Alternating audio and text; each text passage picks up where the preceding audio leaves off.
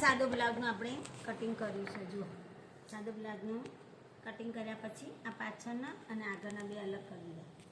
આપણે હવે ટક્સ શીખવાના છે. પાછળના અને આગળના ટક્સ કેવી રીતે લગાવવાના. ડાર્સ બોલાય, ડાર્સ બી કહેવાય, ટક્સ બી કહેવાય. એટલે પહેલાં આપણે ટક્સ શીખવાના છે. એટલે આગળનું આ પહેલાં એક લઈ લેવાનું છે. આપણે આમ જો આ એકદમ આપણે અંદરની સાઈડમાં ઊંધા બાજુ કરવાનું છે. કાપડ ઊંધું રાખવાનું, બરાબર. આ ટક્સ લઈ લેવાનું. આપણે આગળનું ટક્સ લીધું. હવે આપણે કપડું કાઢવાનું નહીં. એટલે આપણને આ પાછળનું એ ખબર તો હોય જ ને આપણે અહીંથી લેવાના. એટલે આ જો આ પાછળના બે કાઢીને તમને બતાવવામાં આવે.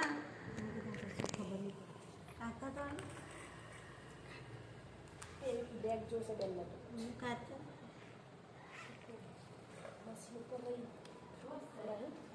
જો આ એક ટક્સ આગળનો આવી ગયો, વાંધો નહીં. પછી એક આ ટક્સ લઈ લેવાનું. આગળના બે ટક્સ, ત્રણેય ટક્સ આપણે પહેલાં લેવાના છે. પછી એમાં બટન પછી લગાવવાની છે.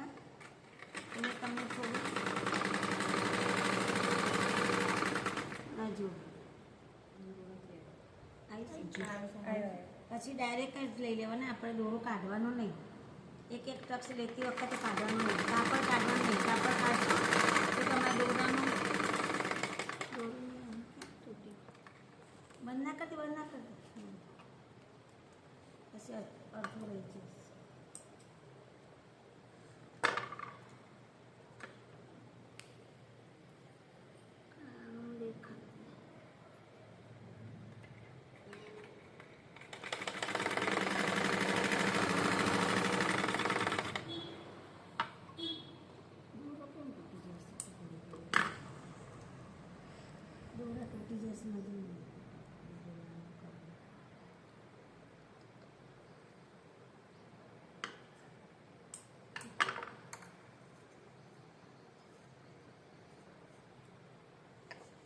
આમાં 83 સોય એટલે તૂટ થશે.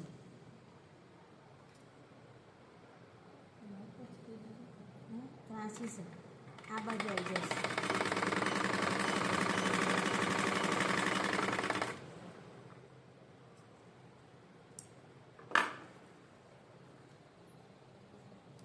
રીતે ટક્સ લીધા પછી તમારે 3 ટક્સ લઈ લેવાના. એટલે જે માપ લીધું હોય ને 4નું 3નું એ વસ્તુ નાખી.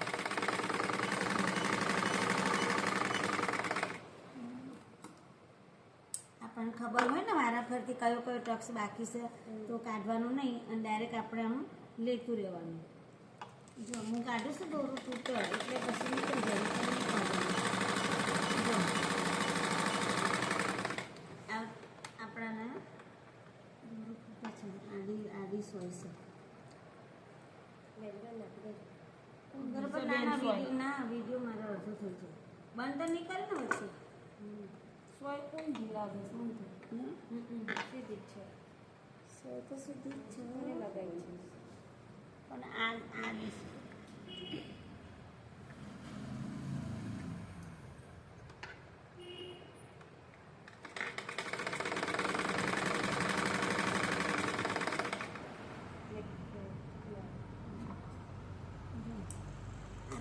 થઈ ગયા. પછી પાછળના ડાયરેક્ટ લઈ લેવાના, કાઢવાના નહીં.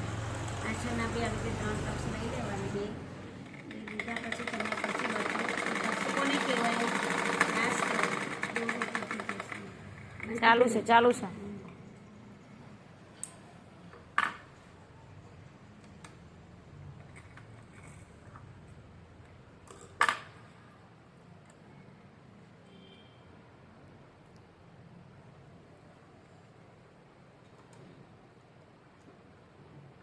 સાદો બ્લાઉઝ, સાદા બ્લાઉઝમાં 3 ટક્સ આગળ આવે, પાછળના 2 આવે. આ ડાર્સ કર્યા પછી તમારે બટન પટ્ટી લગાવવામાં આવશે. પહેલાં ડાર્સ લગાવી દેવાના, બટન પટ્ટી લગાવી દેવાની. આ જુઓ આ પાછળના 2 ટક્સ અને આગળના તમારે અહીંયા આ 3 ટક્સવાળું બ્લાઉઝ, બરાબર. અહીંયા થઈ ગયું. હવે આ ટક્સ લીધા પછી તમારે બટન પટ્ટી આવશે.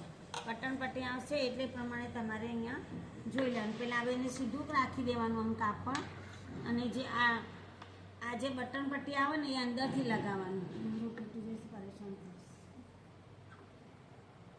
આમ બટન પટ્ટીનો બીજો લીધો હોત તો બેન. ના ના ઉભા રહો 2 મિનિટ. એક જ બટન પટ્ટીની ઘાસ પટ્ટી કરી દેવાની.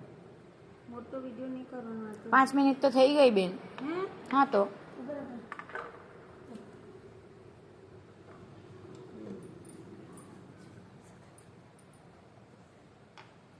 આ છે ને આપણે બટન પટ્ટી લગાવતી વખતે આમ નીચેથી લગાવવાની, આ નીચેથી પટ્ટી લગાવવાની. આ બધા બેનો ભૂલી જાય ને એટલા માટે હું તમને બતાવી દઉં છું. જો અહીં નીચેથી પટ્ટી પહેલાં લગાવી દેવાની આમ સિલાઈ. આ દોરો ના તૂટ્યો તો એટલું બધું ના લો બીજું. નીચેથી એક પટ્ટી લગાવી દેવાની. આ ઉપરનું સીધું રાખવાનું કાપડ હે ને, આ કાપડ સીધું રાખવાનું, એના નીચે પટ્ટી રાખવાની અને આ કાપડમાં આપણે સીધા ઉપર પટ્ટી આખી ઊંધી નાખવાની. જો આમ ડબલ કરીને આમ રાખવાની આપણને, આમ રાખવાની એટલે આખી ડબલ આવી જાય ને એ તમારે આવી ઘાસ પટ્ટી ઉપર લગાવવાની. જો આ ડબલ કરીને મૂકી દેવાની, એ પટ્ટી આખી અંદર વળી જશે. સાદા બ્લાઉઝમાં જો તમને વિડીયો ગમ્યો હોય તો સબસ્ક્રાઈબ કરજો. પ્રાર્થનાબેન સીવણ ક્લાસ લાઈક કરજો. આ વિડીયો જોઈને તમને કોઈ કમી લાગે તો અમને ફોન કરજો. પછી જો આ પટ્ટી આમ વાળીને ડાયરેક્ટ આના ઉપર આમ જે સિલાઈ લીધી ને એના સિલાઈ ઉપર સિલાઈ લેવાની.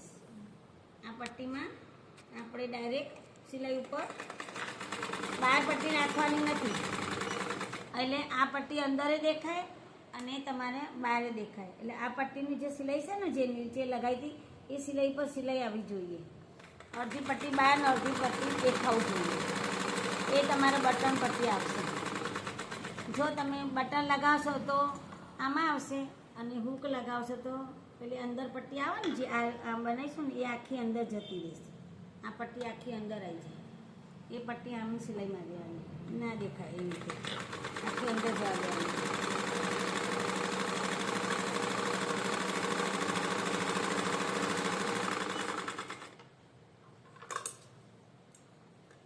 પછી બીજી સિલાઈ આપણે ધારી સિલાઈ અહીંયા મારવાની. જોઈ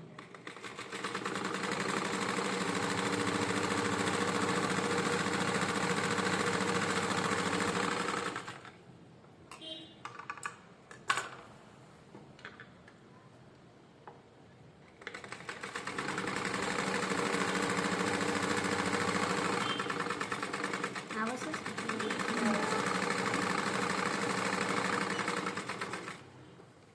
આ સાદા બ્લાઉઝમાં તમને બટન પટ્ટી અને ડાસ લગાવતા શીખવાડી દીધા છે તમને, બરાબર. આ તમારા જો આ તમારા બ્લાઉઝ તૈયાર થઈ ગયું.